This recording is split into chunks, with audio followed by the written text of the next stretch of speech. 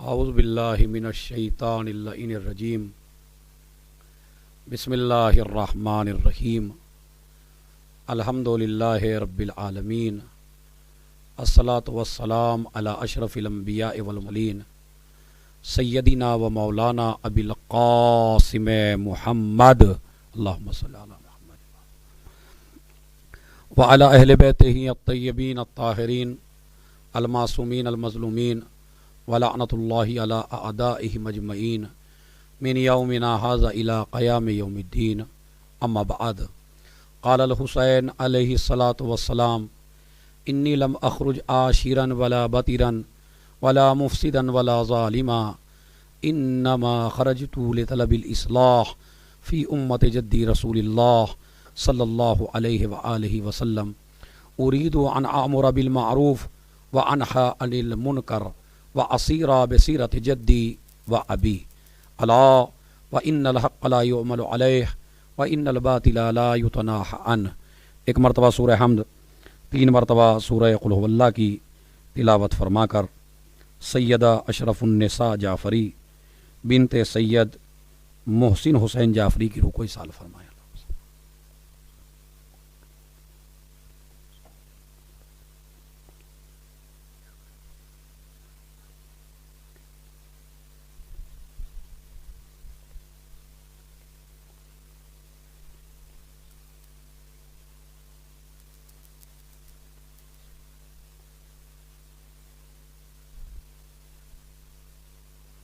صلوات پڑھیں محمد اور آل محمد پر۔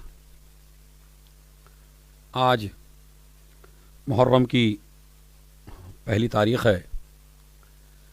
اس عشرے کا عنوان ہے کربلا والوں کا آفاقی کردار۔ اس عشرے میں ہم آپ کو امام حسین کے کچھ صحابہ کی سیرت طیبہ اور ان کے بارے میں معلومات اور ان کا اخلاق و کردار آپ حضرات کی خدمت میں پیش کریں گے۔ موضوع گفتگو یہاں سے شروع ہوتا ہے کہ امام حسین علیہ السلام جب مدینے سے نکلے تو انہوں نے ایک وصیت نامہ اپنے بھائی محمد حنفیہ کو دیا اور اس وصیت نامے میں اپنے جانے کا مقصد بیان کیا، اس لیے کہ آج شاعروں کی فکر الگ ہے، ذاکروں کی فکر الگ ہے، علماء کی فکر الگ ہے، محققین کی فکر الگ ہے، اور ہر آدمی یہ بحث کر رہا ہے کہ امام حسین کیوں نکلے تھے۔ کوئی امام حسین کے نکلنے کو غلط بتا رہا ہے اور کوئی امام حسین کے نکلنے کو صحیح بتا رہا ہے۔ کچھ محققین ایسے ہیں جو اپنے کو محقق سمجھتے ہیں اور کچھ مسلمان ایسے ہیں جو اپنے کو مسلمان سمجھتے ہوئے شرم نہیں آتی ان کو یہ لکھتے ہوئے کہ امام حسین نکلے کیوں تھے، اور وہ یہی کہہ دیتے ہیں چونکہ ان کی سمجھ میں مقصد امام حسین علیہ السلام آج تک آیا ہی نہیں ہے، لہٰذا وہ مسلمان لکھ دیتے ہیں کہ امام حسینی کو کیا ضرورت تھی مدینہ چھوڑنے کی، امام حسین کیوں نکلے تھے۔ ان کی زبان سے کبھی یہ لفظ ادا ہوتے ہوئے آپ نے نہیں دیکھا کہ انہوں نے یہ کہا ہو کہ یزید ہی کو کیا ضرورت تھی امام حسین علیہ السلام سے بیعت مانگنے کی۔ یہ تو کہہ دے گا مسلمان کہ امام حسین کیوں نکلے تھے، یہ نہیں کہے گا کہ یزید کو کیا ضرورت تھی امام حسین علیہ السلام سے بیعت مانگنے کی۔ امام حسین علیہ السلام اور ان کے بابا علی اور امام حسین کی اولاد جو معصوم بنی، ان کی خاصیت یہ ہے کہ وہ تلواریں بھی نسلوں کو دیکھ کے چلایا کرتے تھے۔ خود امام حسین علیہ السلام عاشور کے دن جو تلوار چلا رہے تھے نسلیں دیکھ کے چلا رہے تھے۔ مولا علی جب تلوار چلاتے تھے نسلیں دیکھ کے چلاتے تھے۔ کوئی بھی معصوم جب بھی تلوار چلائے گا تو نسلیں دیکھ کے چلائے گا تاکہ اس کی تلوار سے بے گناہ کا قتل نہ ہو۔ امام حسین علیہ الصلاۃ والسلام جانتے تھے کہ مسلمان لوگوں کو مس گائیڈ کریں گے اور مسلمان میرے جانے پر اعتراض کریں گے اور مسلمان میرے جانے کا مقصد اپنی طرف سے بیان کریں گے۔ کوئی کہے گا حکومت کے لیے نکلے، کوئی کہے گا اقتدار کے لیے نکلے، کوئی کہے گا سلطنت کے لیے نکلے۔ اسی لیے میں نے عشرے کا ٹاپک رکھا ہے امام حسین علیہ السلام یعنی کربلا والوں کا آفاقی کردار، حسین ابن علی کا کردار، جناب عباس کا کردار، حبیب ابن مظاہر کا کردار، حر کا کردار، جناب اون محمد کا کردار، اسی طرح اور جو دوسرے صحابہ ہیں بریر کا کردار، یہ انشاءاللہ آپ حضرات کی خدمت میں رفتہ رفتہ ہم بیان کرتے رہیں گے۔ لیکن امام حسین علیہ الصلاۃ والسلام نے جانے سے پہلے اپنا مقصد بیان کیا اس وصیت نامے میں۔ فرماتے ہیں انی لم اخرج عاشرن ولا بطرن ولا مفسدن ولا ظالما، نہ میں کسی تکبر کے لیے نکلا ہوں، نہ میں غرور کے لیے نکلا ہوں، نہ میں لڑائی کے لیے نکلا ہوں، نہ میں جھگڑے کے لیے نکلا ہوں، نہ میں فساد کرنے کے لیے نکلا ہوں، نہ میں کسی پر ظلم کرنے کے لیے نکلا ہوں۔ انما خرجت لطلب الاصلاح، میں صرف نکلا ہوں اپنے نانا کے دین کی اصلاح کے لیے۔ انما خرجت لطلب الاصلاح فی امت جدی رسول اللہ صلی اللہ علیہ وآلہ وسلم۔ میرے نانا کا لفظ انہوں نے کہا، میرے نانا کی امت میں جو فساد ہو رہا ہے اس کی اصلاح کے لیے میں نکلا ہوں۔ اپنا رشتہ بھی بتایا اور رسالت سے اپنی رشتہ داری کو سمجھا کے رسول کا نام بھی لیا۔ امت کے لیے کہا کہ میں اپنے نانا کی امت کی اصلاح کے لیے نکلا ہوں، جو فساد پیدا ہو رہا ہے۔ ارید ان آمر بالمعروف و انہا عن المنکر، میں چاہتا ہوں کہ میں جاؤں نیکی کا حکم دوں، برائیوں سے روکوں۔ واسیرا بسیرت جدی و ابی، اور میں اپنے نانا اور بابا کی سیرت پر عمل کروں۔ پھر فرماتے ہیں الا وان الحق لا یعمل علیہ، حق پر عمل نہیں کیا جا رہا ہے، باطل سے روکا نہیں جا رہا ہے، یعنی باطل پہ عمل ہو رہا ہے، کوئی روکنے والا نہیں ہے۔ حق پر عمل نہیں ہو رہا ہے، کوئی حق کو بتانے والا نہیں ہے۔ اس لیے میں اپنے خانوادے کو لے کے جا رہا ہوں تاکہ حق کو حق کہہ سکوں، باطل کو باطل کہہ سکوں، لوگوں کو یہ بھی بتا سکوں حق یہ ہے، لوگوں کو یہ بھی بتا سکوں باطل یہ ہے، دین یہ ہے، بنایا ہوا دین یہ ہے، حقیقی دین یہ ہے، میرے نانا کا دین یہ ہے، بنی امیہ کا دین یہ ہے، تو میرے جائے بغیر تمیز نہیں ہوگی۔ یہ وصیت نامہ امام حسین علیہ الصلوۃ والسلام نے اپنے بھائی محمد حنفیہ کو لکھ کے دیا۔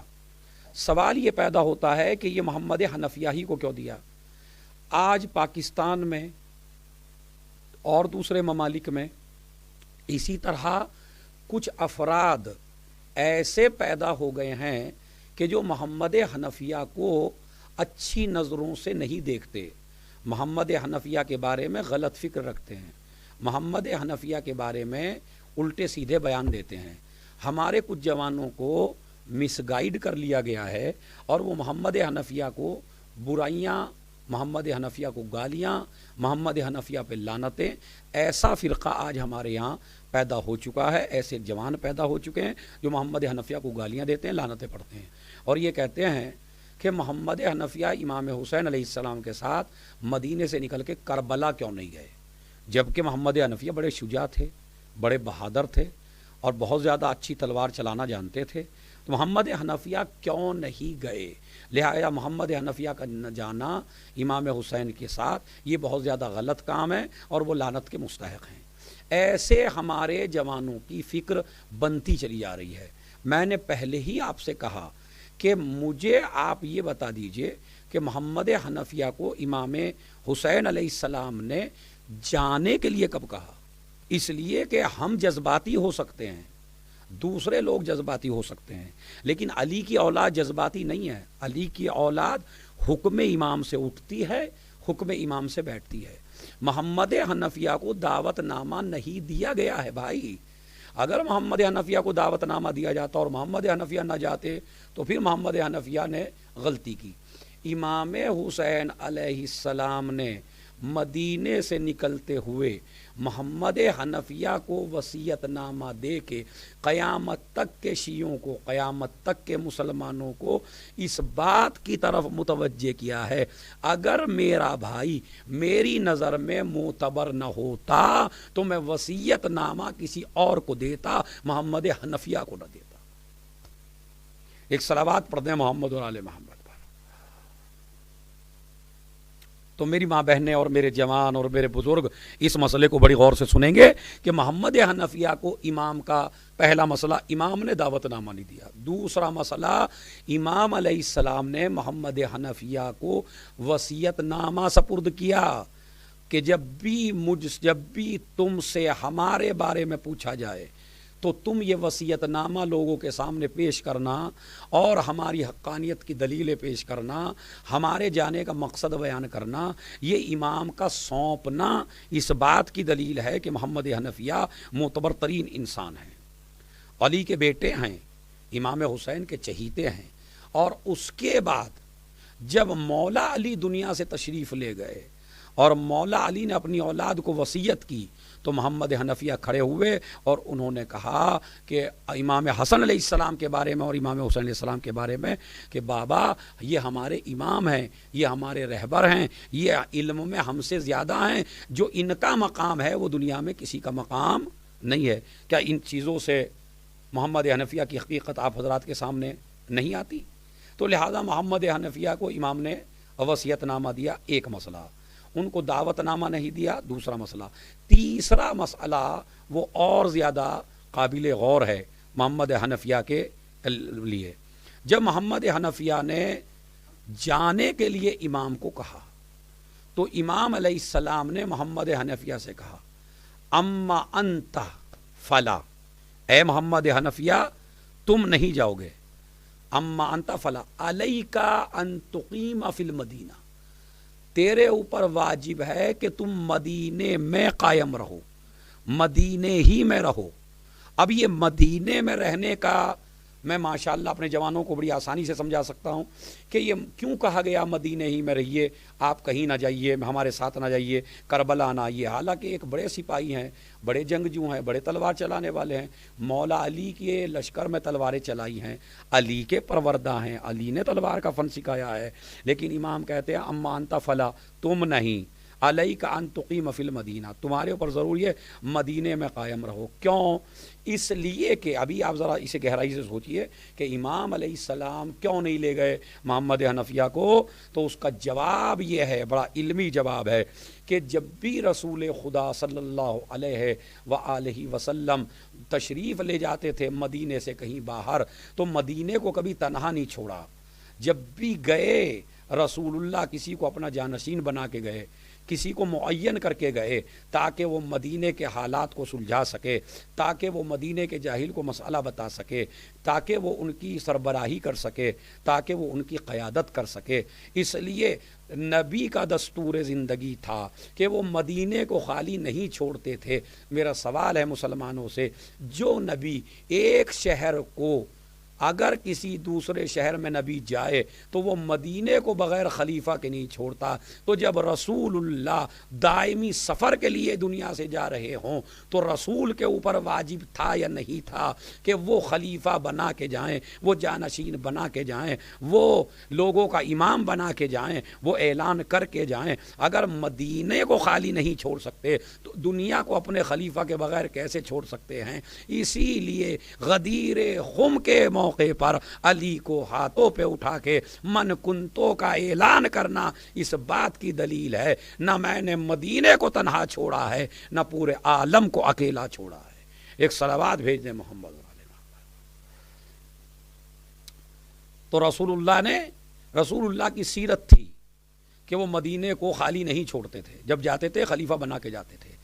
امام حسین علیہ الصلاۃ والسلام اگر محمد حنفیہ کو اپنے ساتھ لے جاتے تو محمد حنفیہ کے بعد کوئی ایسا عالم مدینے میں نہ رہتا جو رسول کا دین بتاتا، جو علی کا دین بتاتا، جو اہل بیت کا دین بتاتا۔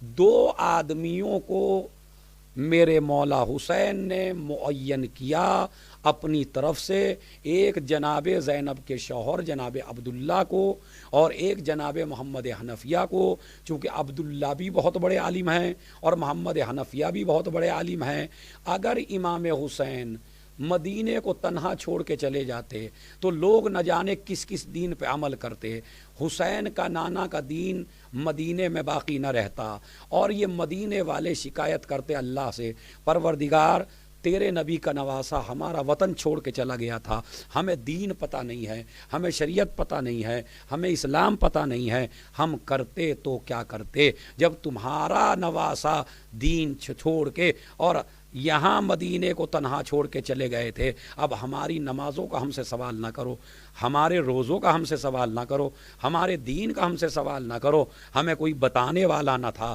تاکہ یہ امت احتجاج نہ کر سکے روز محشر کہ ہمیں حسین چھوڑ کے چلے گئے تھے۔ اس لیے دو نمائندے حسین چھوڑ کے گئے، ایک ہے عبداللہ، ایک ہے محمد حنفیہ۔ اے محمد حنفیہ، جب بھی انہیں کوئی مسئلہ پیش آئے تو ہماری شریعت کے مسائل تم ان سے بیان کرو گے تاکہ مدینے میں بھی ہماری حکمرانی رہے اور پوری دنیا میں ہماری حکمرانی رہے۔ اب سمجھے آپ؟ تو پہلے دعوت نامہ نہیں دیا، جب انہوں نے خود جانے کو کہا تو روک دیا۔ کیوں روکا؟ اس لیے روکا اس لیے کہ خلیفہ کی ضرورت تھی، ایک عالم کی ضرورت تھی، ایک فقیہ کی ضرورت تھی اسلام سمجھانے کے لیے اور اسلام بتانے کے لیے۔ چوتھا ریزن محمد حنفیہ کو چھوڑنے کا یہ ہے، جو میں آپ حضرات کو بتاؤں، بڑی گہری بات ہے، اسے جلدی سے آپ سمجھ، اللہ اور رسول اور اہل بیت اطہار اور ان کے دین کے صدقے میں یہ بات آپ کی سمجھ میں آئے، تاکہ وہ جوان لڑکے جو محمد حنفیہ کو گالیاں دے رہے ہیں، محمد حنفیہ کو برا کہہ رہے ہیں، وہ آج کی مجلس سننے کے بعد یہ نازیبہ کلمات ان کی شان میں نہ کہیں۔ اب وہ جملہ سن لیجئے کیا ہے۔ محمد حنفیہ اگر کربلا میں جاتے تو محمد حنفیہ بھی جس طرح دوسرے بہادر شہید ہوئے، جس طرح دوسرے صحابی شہید ہوئے، اسی طرح محمد حنفیہ بھی شہید ہو جاتے۔ لیکن محمد حنفیہ کو امام حسین چاہتے تھے کہ یہ کربلا کے بعد زندہ رہے، اور اس کی وجہ یہ ہے کہ چونکہ امام سجاد علیہ السلام کو کربلا کا یہ قافلہ واپس لانا ہے شام سے، اور ہماری شہادت کے بعد اور امام سید سجاد کے زمانے میں انتقام لیا جائے گا ہمارے قاتلوں سے، شمر سے، یزید سے، جتنے بھی ہمارے قاتل ہیں ان سے انتقام لیا جائے گا۔ اب یہ انتقام ہمارا بیٹا سجاد نہیں لے سکتا، اس لیے کہ امام سجاد کے پیچھے جاسوس لگے ہیں، امام سجاد پابندی میں ہیں، امام سجاد تقریر نہیں کر سکتے، امام سجاد اسپیچ نہیں دے سکتے، امام سجاد کوئی آرڈر نہیں کر سکتے، امام سجاد مجمع فیس نہیں کر سکتے، امام سجاد کو مجمع میں آنے نہیں دیا جا رہا ہے، امام سجاد کو گھر میں رہنے پہ مجبور کیا جائے گا۔ تو ایسے ماحول میں ضرورت پڑے گی مختار کو کہ آل محمد کی کوئی شخصیت ایسی ہو کہ مجھے خون حسین کے انتقام کی اجازت دے سکے۔ اس لیے جناب مختار چونکہ انتقام امام حسین لینے والے ہیں، تو اگر محمد حنفیہ کربلا میں شہید ہو جاتے تو میرے جوانوں آپ بتائیے انتقام کی اجازت کون دیتا؟ اگر امام سجاد اجازت دیتے تو امام سجاد کو قتل کر دیا جاتا یزید کی طرف سے۔ امام سجاد کو لا تعلق رکھنا تھا، امام سجاد کو بالکل الگ رکھنا تھا۔ ہر وقت جاسوس تھے، ہر وقت فوجیں تھیں، ہر وقت امام کو تقریر نہیں کرنے جاتی تھی، تقریر کرنے نہیں دیا جاتا تھا، مجمع کے سامنے آنے نہیں دیا جاتا تھا۔ حد یہ ہے کہ جو مدینے میں بھی مجلس ہوتی تھی اس مجلس میں امام سجاد نہیں جا سکتے تھے، مردوں کی مجلس ممکن نہیں تھی مدینے میں، اس لیے کہ امام سجاد کو تقریر کرنے نہیں دیا جاتا تھا۔ جناب زینب نے عورتوں کی مجلس قائم کی، اسی لیے کہتا ہوں یہ خواتین ہمارے لیے بڑی عزت ہیں ہماری، یہ خواتین انہوں نے اسلام پھیلایا ہے، انہوں نے عزاداری پھیلائی ہے، انہوں نے مجالس عزا پھیلائی ہے. یہ خواتین نہ ہوتیں تو جناب زینب کے ذریعے یہ دین اسلام اور یہ عزاداری اور یہ قربانیاں کیسے پہنچتیں؟ تمام خواتین بغیر ڈرے آ جاتی تھیں، اکٹھا ہو جاتی تھیں، جناب زینب ان میں تقریر کرتی تھیں، اور امام سجاد ان خواتین کے لیے تبرک کا انتظام کرتے تھے، ان کے لیے کھانا بناتے تھے. آج ہمارے معاشرے میں کچھ جوان اپنی بے عزتی سمجھتے ہیں، ارے بھائی یہ تبرک پکوا دیجئے، یہ تبرک یہاں سے یہاں اٹھا دیجئے، مجلس کا تبرک ہمارے گھر سے امام باڑہ پہنچوا دیجئے، یہ کرسی ہٹا دیجئے، ارے یہ زائرین کے جوتے اٹھا دیجئے، زائرین کی کچھ مدد کر دیجئے، کچھ ہیلپ کر دیجئے. تو آج کا ہمارا جوان کام کرنے کو تیار نہیں ہے، اپنی کو عزت دار سمجھتا ہے. میں کیوں کروں، میں کیوں کسی کے جوتے اٹھاؤں، میں کیوں کسی کی خدمت کروں، میں تو مجلس، میرا کام مجلس سنوں گا آ جاؤں گا. میں یہ کہتا ہوں مجلس سنیے، آئیے مجلسوں میں، لیکن یہ تبرک کا انتظام کرنا، یہ تبرک کا، یہ مجلس کا انتظام کرنا، یہ زائروں کی حفاظت کرنا، یہ عزاداروں کی حفاظت کرنا، یہ عزاداروں کے چپل جوتے اٹھانا، یہ عزاداروں کو کھانا کھلانا، یہ عزاداروں کو تکلیفوں سے بچانا، عزاداری کے لیے ایسے وسائل فراہم کرنا، لوگ اچھی طرح مجلسوں میں شریک ہوں، ایک عزادار کو پنکھا کرنا، یہ بھی بہت بڑے اجر و ثواب ہیں. امام سجاد خود کھانا پکایا کرتے تھے. تو جب امام سجاد کو تقریر کرنے کا موقع ہی نہ تھا تو بتائیے مجھے جوانوں، غور کر کے بتائیے، سوچیے کہ اب انتقام لینا ہے مختار کو، مختار اجازت لے تو کس سے لے؟ اسی لیے جب مختار کا نمائندہ امام سجاد کے پاس پہنچا اور اجازت لی، پرمیشن لی، امام سجاد کے پاس جاسوس بیٹھے ہوئے تھے جو جا کے فوراً یزید کو خبر کرتے کہ ایسا ایسا ہو رہا ہے، حکومت کو خبر کر دیتے ایسا ایسا ہو رہا ہے. امام سجاد کے پاس جب نمائندہ پہنچا تو امام سجاد نے کہا مجھ سے بڑے میرے چچا محمد حنفیہ ہیں، اور امام حسین ان کے بھائی تھے، اور جو بھی حق ہے انتقام کا، لینے کا یا کسی بھی طرح کا، وہ مجھ سے زیادہ رابطہ ہے محمد حنفیہ سے. تو اگر اجازت لینی ہے تو محمد حنفیہ سے لیجئے. تو لہذا محمد حنفیہ سے نمائندہ محمد حنفیہ کے پاس پہنچا. محمد حنفیہ چونکہ سرپرست تھے، انہوں نے اجازت دی.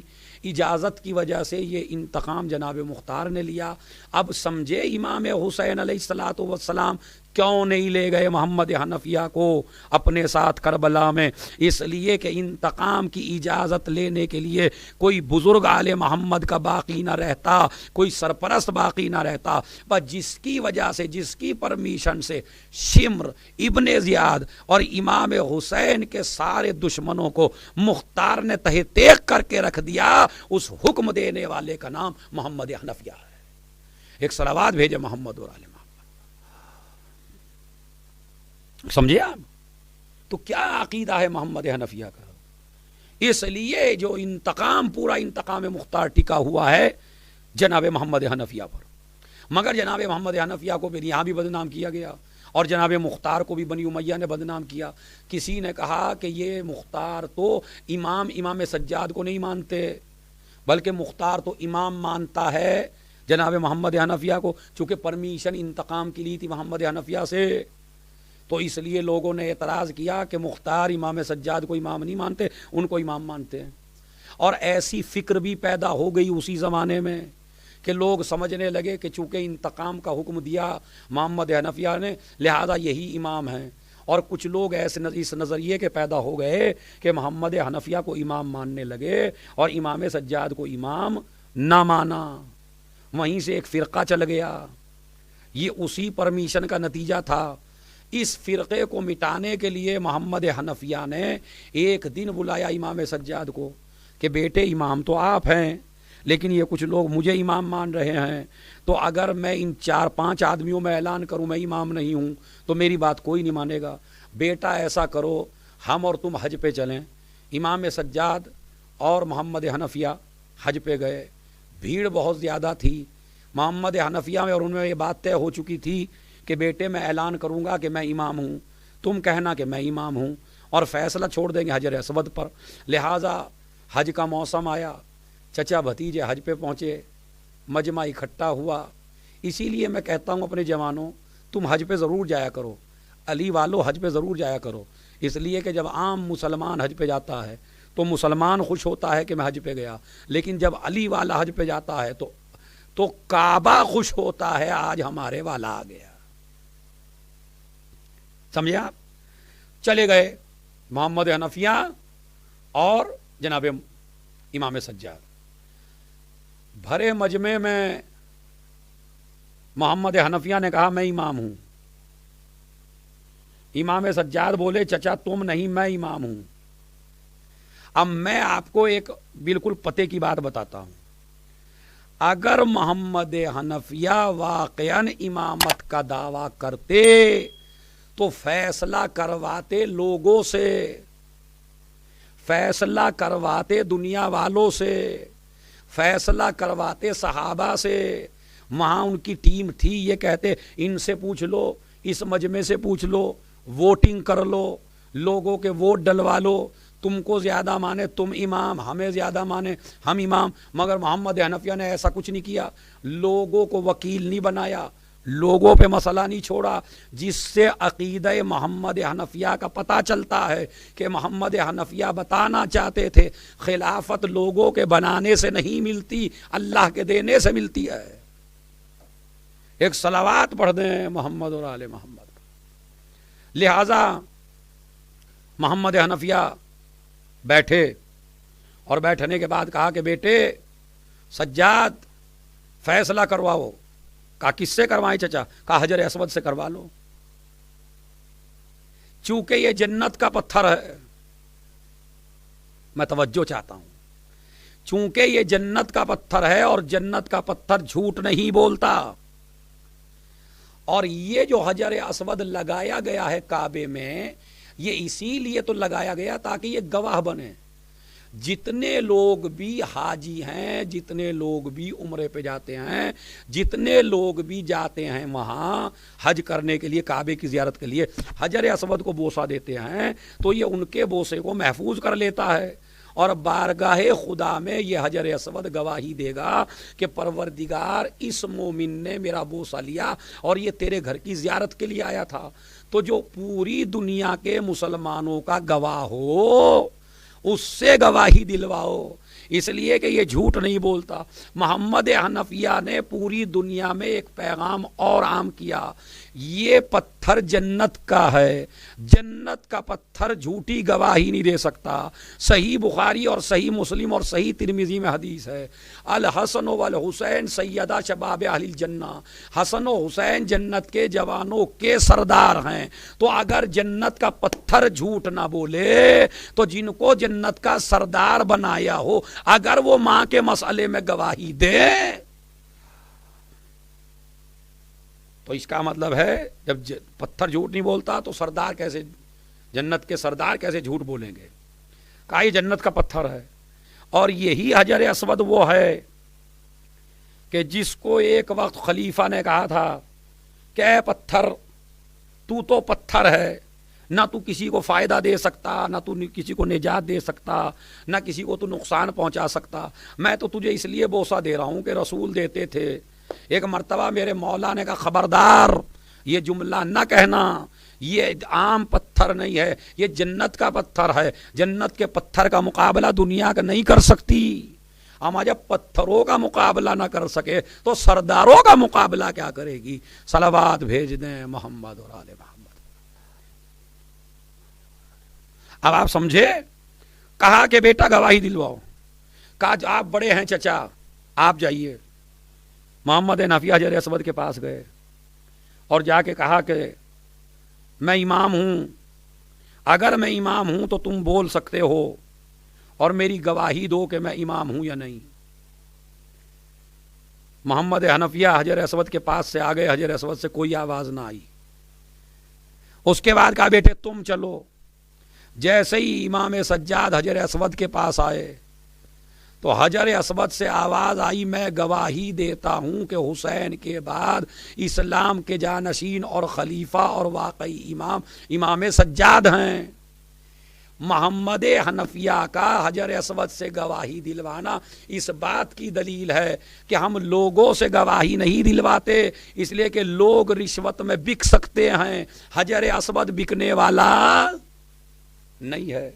تو اگر وہ امام سجاد کی امامت کو اللہ کا دیا ہوا حق نہ سمجھتے تو وہ لوگوں سے گواہی دلواتے اور نہ مانتے حجر اسود کی بات بھی امامت کا دعویٰ کر بیٹھتے۔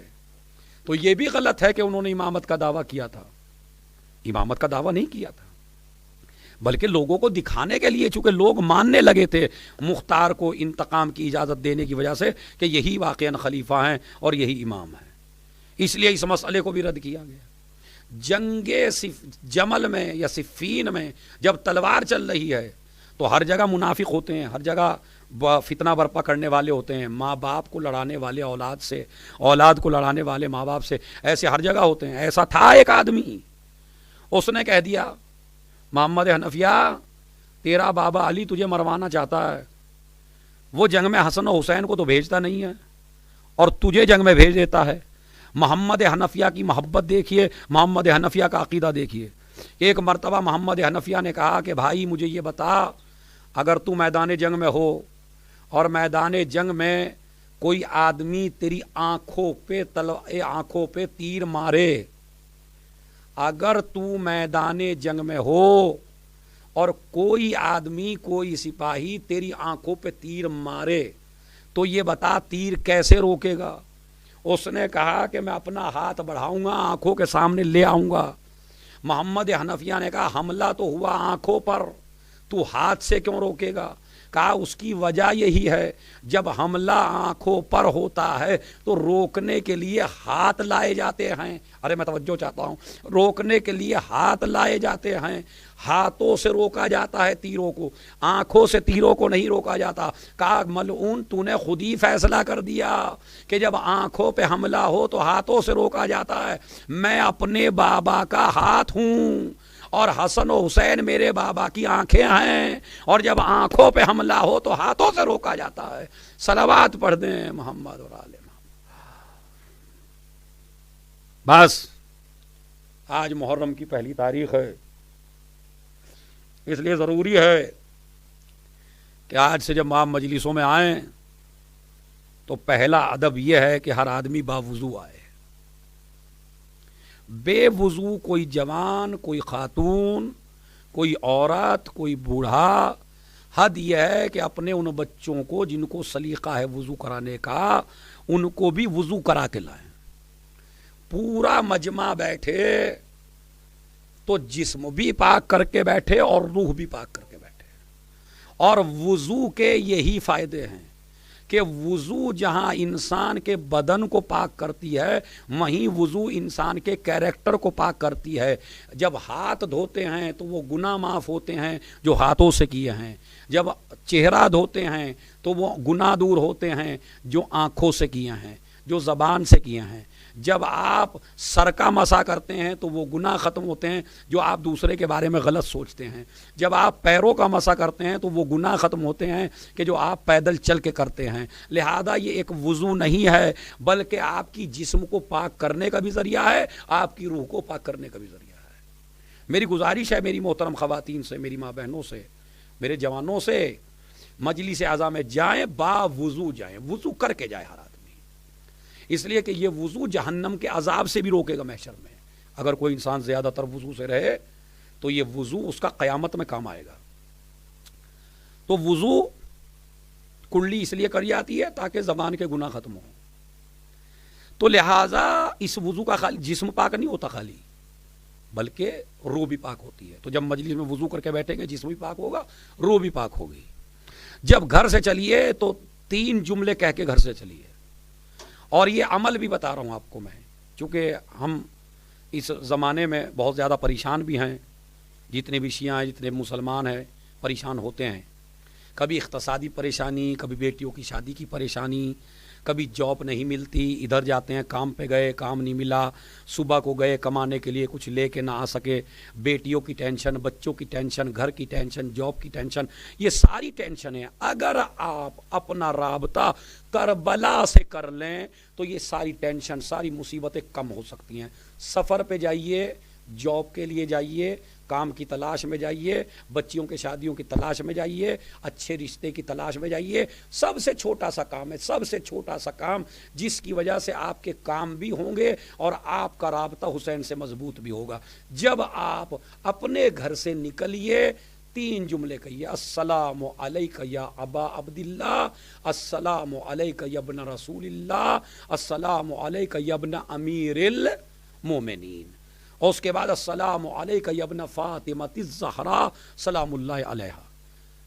یہ 4 سلام، السلام علیکہ یا ابا عبداللہ، یا ابن رسول اللہ، یا ابن امیر المومنین، یا ابن فاطمہ الزہرا سلام اللہ علیہا۔ اور اگر آپ اوروں کو بھی شامل کریں: السلام علیکہ و علی جدک و ابیک و علی امک و اخیک و علی الائمۃ المعصومین، مثلا سارے اماموں پہ ہو جائے گا۔ لیکن یہ سلام ضرور کرنا آپ کو، یہ نہ کر سکتے ہوں تو آپ السلام علی الحسین و علی علی ابن الحسین و علی اولاد الحسین و علی انصار الحسین، یہ بھی 4 فقرے ہیں۔ جب بھی گھر سے نکلیے، جب بھی نکلیے، اور اگر کسی کام کے لیے نکلے ہوں تو آپ اس زیارت کو اسی نیت سے پڑھیے۔ یہ کمال ہے اس زیارت کا، یعنی بیٹیوں کے شادی کے لیے نکلے تو نیت کر لیجئے: مولا یہ سلام میں آپ کو اس غرض سے کر رہا ہوں، میرا یہ کام ہے، مولا میری پریشانی دور فرمائیے، مولا مجھے جاب نہیں ہے، میں آپ کو یہ سلام کر رہا ہوں تاکہ میری جاب لگ جائے۔ آپ رابطہ مضبوط کریے، پہلے وضو کریے مجلس میں آنے سے پہلے، اس کے بعد گھر سے نکلیے، سلام کریے، نیت کر لیجئے کس کے لیے پڑھ رہے ہیں۔ گھر سے نکلیے، صلوات پڑھتے ہوئے آئیے، صلوات پڑھتے ہوئے جائیے، اور باتیں نہ کریں، ہنسے نہیں، مسکرائیں نہیں۔ ہنسی مذاق بہت زیادہ ہوتا ہے۔ میری جوانوں سے ایک اپیل اور ہے: یا تو اپنے گھر میں رہیے،